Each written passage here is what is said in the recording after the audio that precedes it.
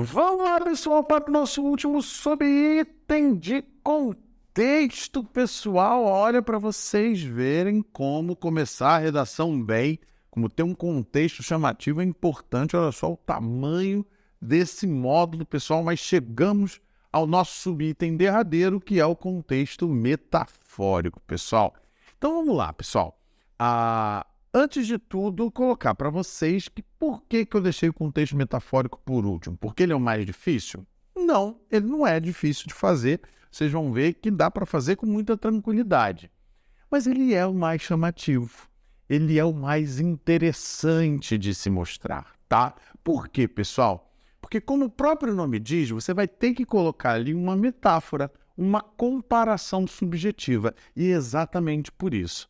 Você colocar um elemento de subjetividade figurada, que é uma metáfora, dentro de um texto objetivo, como é o dissertativo, argumentativo, científico, como é o texto do Enem, sem dúvida chama muita atenção do seu corretor. Você promover esse casamento de forma perfeita, sem dúvida vai chamar muita atenção para o início da sua redação e para a sua redação como um todo. Olha, pessoal, aqui na minha experiência, nesses meus mais de 20 anos dando aula, todos os meus alunos que resolveram apostar no contexto metafórico e fizeram bem, né, fizeram de forma perfeita, tiraram mais de 920 na redação. Claro que não foi somente pelo contexto metafórico, mas sem dúvida ele ajuda muito, certo, pessoal? Então, sem muitas delongas, vamos direto para a gente entender como faz um contexto metafórico. E aí vocês já estão olhando aqui e se perguntando, poxa, Valão, por que você não colocou aquele negócio? Primeira frase, segunda frase, terceira frase, como você fez nos outros? Porque, gente, na verdade, o contexto metafórico, eu disse, ele não é difícil. Ele nada mais é do que uma citação indireta.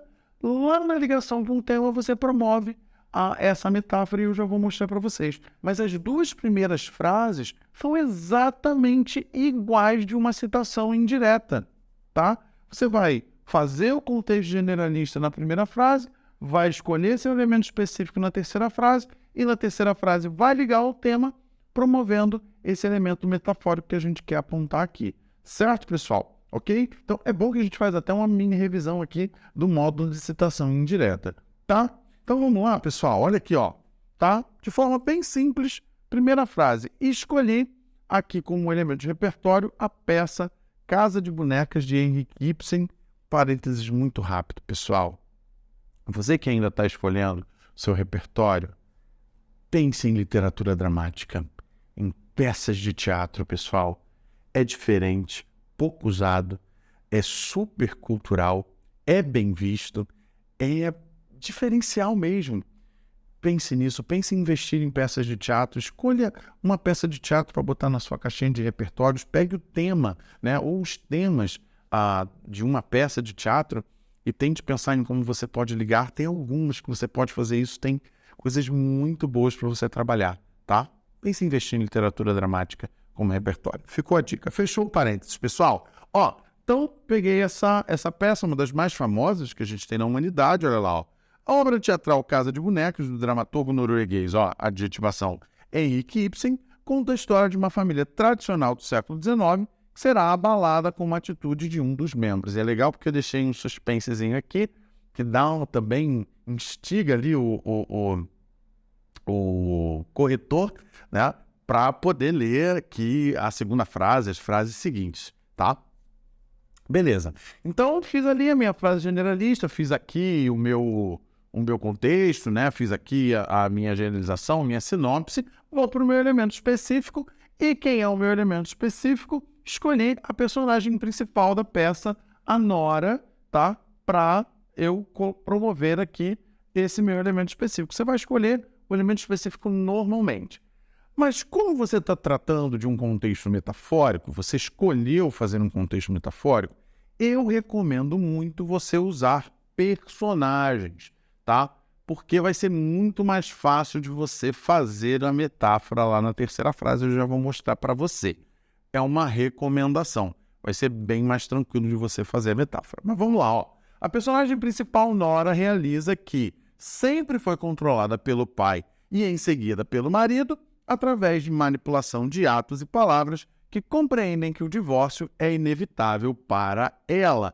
Então vejam, pessoal, a gente mostrou aqui que a nora sempre foi controlada pelo pai e pelo marido por palavras e atos, né, que a fizeram ver que somente o divórcio vai trazer liberdade para ela, certo? Se a gente estivesse fazendo uma citação indireta, você já teria entendido, né? A manipulação de atos e palavras é a ligação que eu vou fazer com o meu tema, que eu esqueci de mostrar para vocês. Peguei o tema do assédio moral. Pronto, eu já teria feito aqui essa comparação entre o elemento ideológico e o meu tema, que exatamente faz nascer a citação indireta.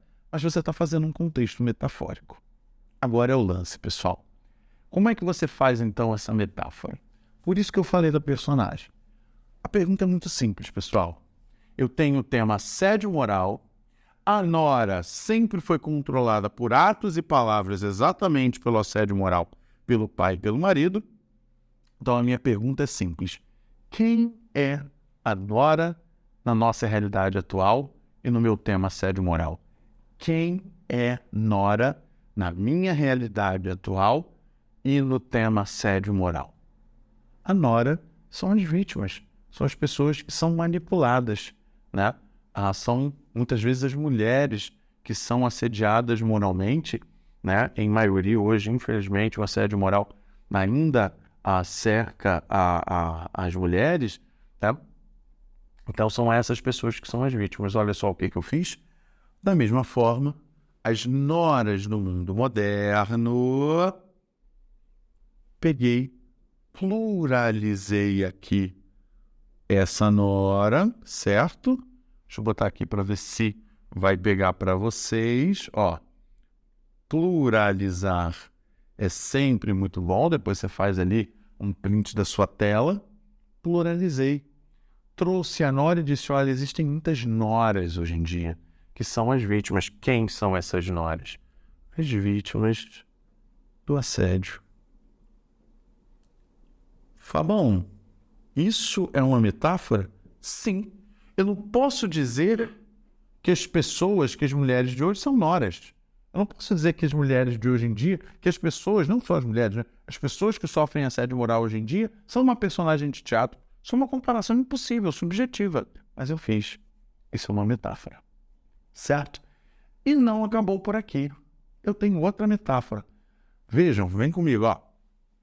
Dessa forma, as noras do mundo moderno se veem controladas pelo machismo estrutural histórico. Opa, parou. Isso aqui nem meu tema é. Isso aqui é outra metáfora. Só que agora eu fiz o contrário. Quais são os outros dois personagens que eu coloquei lá na minha frase 2? Eu coloquei o pai e coloquei o marido. Fiz ou não fiz isso? Certo? Ora, exatamente o que é o pai e o marido? O que eles representam? Sim ou não, pessoal? Eles representam o machismo estrutural histórico. Então, o machismo estrutural histórico, o pai e o marido. Certo? Opa, ficou meio preso aqui, mas vocês estão vendo, né? O pai e o marido da nora. Certo? Não, ficou horrível, né, pessoal? Vamos consertar isso daqui, senão vocês não vão ver nada. Peraí que eu vou botar aqui do lado, tá? O pai e o marido da nora. Pronto. Agora sim vocês conseguem ler, né, pessoal? Senão tava feio aqui. Certo? Então tá aí. Fiz essa comparação. Agora eu fiz o contrário, né? Também peguei os personagens, mas ao invés de pluralizar, eu coloquei a ideia, e a ideia é uma comparação entre o pai e o marido da nora. Certo? Falou, eu tenho sempre que fazer duas metáforas. É bem legal você pensar que aí você formaliza que você fez um contexto metafórico. Mas se não der, ficou difícil, na hora a coisa ficou, não deu para pegar, não deu para fazer essa ligação, você já perdeu muito tempo, deixa aqui o pluralizado, que é bem chamativo, tá? E segue sua vida ali com o tema, tá? E ó, para seguir a vida com o tema, olha lá, ó, pelo machismo estrutural histórico, através da negativa, opa, quem é negativa aqui? É a tese, certo? Pela negativa realidade do assédio moral, que é o meu tema. Só que muitas vezes sem a oportunidade de serem livres, e aí eu marco a metáfora. Por quê? Eu estou dizendo aqui, olha, as noras atuais da metáfora que eu fiz Diferentemente da Nora personagem, que se divorciou e se viu livre, não conseguem se ver livres, não se veem livres assim tão facilmente de uma situação de assédio moral. Certo, pessoal? É isso. É você se perguntar, quem é hoje esse personagem que eu escolhi? Né? Ou então, o que esses personagens representam? Estou falando de personagens. Você quer utilizar uma cena, um momento específico? Tudo bem. O que essa cena representa? Tá? O que essa cena quer trazer para hoje e qual a metáfora que você vai fazer? Só que com cena vai ser muito difícil de você deixar claro que você está querendo fazer uma metáfora. A pluralização de comparação deixa específico que você fez um contexto metafórico. Chama bastante atenção do seu corretor. É bem interessante de você apresentar. E, mais uma vez, é o casamento de subjetividade com objetividade. Ai, Fabão, não sei se vou conseguir pensar nesse negócio de metáfora na hora, não sei se é para mim. Tudo bem, sem problema. Pode fazer a citação indireta lá direitinho, um contexto histórico, se o tema couber, sem nenhum problema, você vai se dar bem também do mesmo jeito. É que essa complexidade linguística, sem dúvida, chama bastante a atenção do corretor. Certo?